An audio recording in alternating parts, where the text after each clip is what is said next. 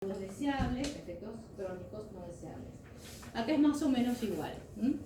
Acá nuevamente tenemos repetida la imagen que teníamos de la importancia en ese recambio, ¿sí? Durante el intercambio rápido es removido directamente del líquido por bombas de calcio, que son activadas por ¿quién? Por la paratormona, ¿sí? O sea que ese flujo rápido de calcio hacia el intersticio es mediado por la paratormona. El lento, ¿sí? Tiene que romperse parte, ¿sí? Del hueso para liberar calcio.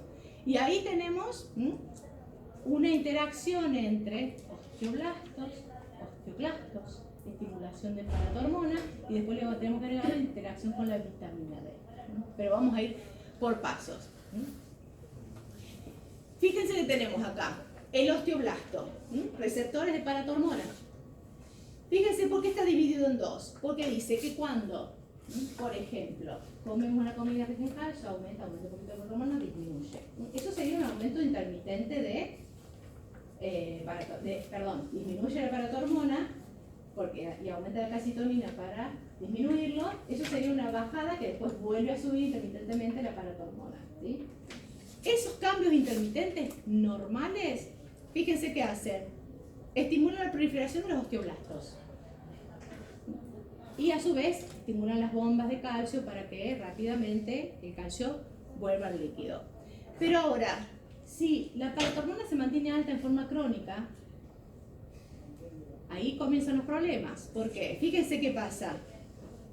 Además de proliferación de osteoblastos, activa osteoclastos, ¿sí? ¿Cómo? Entonces, ahí vamos a entrar en más detalle. En la exposición prolongada hay upregulation de los rank L, o sea, los ligandos rank. ¿Ven? Esa flechita que parece ¿saben lo que son los rank? Son citoquinas, son parecidas a las citoquinas que quedan ligadas a la membrana del osteoblasto, y ahí es una señal ¿para qué? Para estimular la diferenciación de osteoclastos, ¿sí? Entonces, cuando la paratormona está activando esos osteoblastos de forma crónica, hay muchos ligandos rank que se exponen. Por lo tanto, va a haber muchos más osteoclastos que entran a diferenciarse y de binucleados se vuelven multinucleados, y cuando se vuelven multinucleados se activan, ¿sí? Y entonces, en vez de tener las lagunas de resorción normales en las líneas de tensión, vamos a tener muchas más. Entonces va a haber una resorción neta de hueso. ¿Se entiende la diferencia? Fíjense que además de activar la diferenciación y maduración, estimula la liberación de interleuquina 6 e inhibe la síntesis de colágeno. O sea que cuanto más prolongado sea ese proceso de paratormona, más riesgo corre ese hueso. O sea, crónicamente elevada la paratormona, vamos a tener ¿qué cosa? Problemas en la mineralización del hueso. Normalmente es intermitente. Entonces, ¿qué llegamos? A la vitamina D. O sea, la cosa es que la paratormona, objetivo principal, nivel de calcio, ¿sí? Para eso no reabsorbe fosfato, mantiene niveles de calcio, y para eso puede obtener calcio rápidamente del hueso, pero corremos el riesgo de que si por alguna razón la paratormona está aumentada durante mucho tiempo, se puede producir una resorción mayor de la necesaria para mantener la calcemia. O en realidad es la necesaria para mantener la calcemia y nos va a tener consecuencias sobre el hueso. O sea, básicamente, a la paratormona no le importa el hueso, no sé si me entienden. ¿Okay? A la paratormona le importa la calcemia. El hueso es un efector para obtener calcio. ¿Ah? Bien. Y acá aparece la vitamina D. Que, ¿se acuerdan? Dijimos, la paratormona, túbulo proximal sobre las mitocondrias, estimula la segunda hidroxilación de la vitamina para que sea biológicamente activa. Es la única parte regulada de la síntesis de vitamina D. La vitamina D tiene dos orígenes, ¿se acuerdan? Dieta, la D2, o la propia, ¿por qué? Porque los queratinocitos tienen, ¿sí?, un tipo de previtamina D que cuando reciben luz ultravioleta se modifica su anillo y forma vitamina D3. Entonces tenemos D2 y D3. Ninguna de las dos es biológicamente activa. No sé que tenemos dos fuentes, dieta directa o la que proviene de la modificación en las queratinocitos. Una vez modificada se libera, obviamente que en sangre van con una proteína chaperona, que es eso celestito, ¿ven? ¿Ven que están con algo celestito? Que es la proteína que los en circulación están con la... y otra cosa importante entonces. Lo que entra por, para que recuerden, lo que entra por la dieta, ¿sí?, es liposoluble. O sea que va a depender de los sales y ácidos biliares. Y va a pasar como kilomicrón, ¿sí? O sea que vamos a tener a su vez también que llega al hígado como kilomicrón, donde va a sufrir la otra modificación. Y si no es suficiente, va a depositarse en el tejido graso. Por lo tanto, tenemos un depósito de vitamina D en el tejido adiposo. Por eso es raro que con niveles básicos de sol, ¿no?, en brazos, cara, piernas, ya está, y con tejido adiposo, es difícil quedarse sin vitamina D. ¿Se entiende el concepto? ¿Sí? O sea, es más, si bien en algunos países, ¿se acuerdan? El caso típico del raquitismo que fue descubierto, ¿sí?, tenían dos cuestiones deficientes, la dieta y escasa luz. Entonces se juntaban los dos. Ninguna de las dos vías era suficiente. Bien, la cosa es que pasan por el hígado, sufren la primera hidroxilación, nuevamente salen, nuevamente por una proteína, llegan a ¿dónde? Túbulo contorno proximal, segunda hidroxilación dependiente de paratormona. Bien, ¿cuál es la interrelación entonces entre la vitamina D y la paratormona? La paratormona estimula la síntesis de vitamina D y la vitamina D, que es liposoluble, o sea, una fracción soluble, es la biológicamente activa. ¿Qué hace? Cuando llega a las glándulas paratiroides, retroalimentación negativa. ¿Cómo lo hace? Ingresa receptores intracelulares y esos receptores intracelulares hacen que se modifique la transcripción del gen de la paratormona. O sea que es una retroalimentación negativa. O sea que la paratormona está regulada por retroalimentación negativa, por el calcio y por la vitamina D. Bien. Bueno, ahí están. Bueno, eso en realidad es para mostrarles que los receptores tienen receptores intracelulares que directamente actúan a nivel genómico, la vitamina D. Bien. Entonces, a nivel intestinal y renal, ¿qué hacen? Dijimos, vitamina D, nivel intestinal y renal hace lo mismo. Y ustedes piensen, niños raquíticos falta vitamina D, por lo tanto, a la vitamina D no le importa tanto el calcio, le importa el hueso. Estas son como cosas básicas para ustedes. Ustedes usen la forma que quieran. ¿Sí? Pero la vitamina D, fíjense ¿qué hace? Aumenta la absorción de calcio y fosfato a nivel digestivo. Y a nivel renal, aumenta la reabsorción de calcio y fosfato. Por lo tanto, vamos a tener nuevamente equilibrado los niveles de calcio y fosfato para permitir la deposición ósea. Ahí está el cambio entre el significado biológico de la paratormona y el de la vitamina D. ¿Cómo hace que aumenta la absorción de calcio? Principalmente en el duodeno, y activa los tres mecanismos básicos de la transcelular. La paracelular no es necesario, o sea que los tres mecanismos básicos transcelulares son estimulados, o sea, cuando la vitamina D llega al núcleo, estimula la síntesis de calvindina, estimula la síntesis de los canales TRBP y estimula la síntesis de los intercambiadores que hay a nivel vasolateral. Todo. Y a nivel de fosfato, básicamente hace lo mismo. modifica principalmente la absorción transcelular. Y a nivel renal, fíjense que ahí que tenemos tanto la paratormona como la vitamina D. Ese no es muy bueno, ese modelo, ¿por qué? Porque es como que la paratormona y la vitamina D actúan por fuera. Los otros, claro, puede parecer que la vitamina D se une a un receptor extra o que se unen directamente a que al canal TRBP, pero en realidad siempre actúa, está mal el modelo, los correctos son los otros, porque la vitamina D entra, aquellos ven, vitamina D entra a donde va el núcleo, vitamina D, receptor, al núcleo.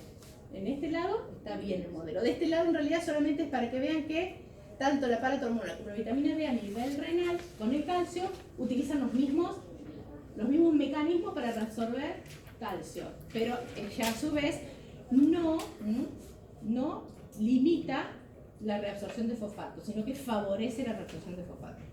Entonces ahí vuelve a favorecer la función ósea. Por lo tanto, ahí por eso tenemos niveles de calcio y de fosfato que van a llegar adecuadamente al hueso. Y nuevamente tenemos los dos artífices principales, osteoblastos, osteoclastos. ¿Sí? ¿Se acuerdan que en la anterior, la paratormona, tenía solamente receptores sobre osteoblastos? A través de la modificación de los osteoblastos, expresión de proteínas, se modificaba la acción de los osteoclastos. Bien, ahora vamos a ver cómo es acá. Estimula la diferenciación de osteoblastos y osteoclastos. Vamos a ver cómo, porque hay un dibujito que es bastante práctico, pero ayuda a que se diferencien ambos. Y nuevamente vamos a tener un efecto con los niveles normales y un efecto cuando por aumento excesivo de paratormona tenemos síntesis excesiva de vitamina D. ¿Se entiende? ¿Sí? O sea que normalmente estimula los osteoblastos. ¿Para qué? Para deposición ósea. Elige el objetivo, ¿cuál es? Para que no duden. El efecto principal, ¿cuál es? Hueso. Que haya síntesis de hueso. No que se mantengan los niveles de calcio, sino que haya síntesis de hueso. Entonces, ¿qué hace con los osteoblastos? Estimulan que liberen osteocalcina, que fija el calcio y hace que ese calcio se fije a la hidroxiapatita, deposición de hueso. A su vez, secreta factor estimulador de colonias de macrófagos, para que proliferen ¿quiénes? A partir de esas colonias de macrófagos. Los osteoclastos, todavía indiferenciados, ¿sí? Por lo tanto, favorece solamente la proliferación de los osteoclastos. Ojo, que esos osteoclastos, fíjense por qué decimos síntesis y recambio óseo, porque esos osteoclastos, en los niveles básicos de paratormona, ¿qué va a pasar? Forman las lagunas, ¿sí? Reabsorben lo necesario, se van, llegan los osteocitos y osteoblastos y deponen. O sea, hay un recambio óseo normal. Eso con los niveles normales de vitamina D. Ahora, con niveles estimulados, ¿qué pasa? Además de que ya favoreció la proliferación de los osteoclastos, estimula que los osteoblastos expongan más rank L, ¿se acuerdan? Que son los que activan y hacen que se terminen de madurar los osteoclastos. Por lo tanto, al ejercer un efecto de aumento de maduración de osteoclastos, ¿cuál va a ser el resultado del excesivo aumento de vitamina D por aumento estimulado para hormona? Pérdida ósea. ¿Sí? Por eso siempre fíjense que tenemos los dos niveles de acción. O sea que, profe, si tenés exceso de vitamina D y tanto de paratormona, o sea, como que el efecto final es siempre vas a tener consecuencias. Niveles crónicos y excesivos siempre van a ser consecuencias no deseables. Pero si lo miramos desde el punto de vista del calcio, esto lo miramos desde el punto de vista del hueso. Nos paramos en el hueso. Uy, qué malo para el hueso, mucha vitamina D. ¿Sí? Dijimos. Ahora, fíjense cuando nos paramos en el calcio, en la calcemia. ¿Qué tenemos? Un balance de calcio positivo. ¿Qué quiere decir? Y un balance de calcio negativo. ¿Qué quiere decir? Que cuando no hay problemas con la calcemia, y es más, tenemos en exceso, esa vitamina D actúa bajo los niveles normales. ¿Qué hace? Ayuda al depósito y formación de hueso. Ahora, cuando tenemos un balance negativo, ¿qué quiere decir eso? Que hay una hipocalcemia durante mucho tiempo, los niveles de paratormona muy aumentados, niveles de vitamina D muy aumentados. ¿Tá? Y entonces, ¿qué va a pasar? Va a aumentar la resorción ósea y va a disminuir la mineralización. Entonces, en el fondo, el balance del calcio y la calcemia terminan impactando en el hueso a través de la vitamina D. O sea, funcionan juntas, no son... Funcionan indisolublemente juntas porque la vitamina D activa depende de la cantidad de paratormona. ¿Está?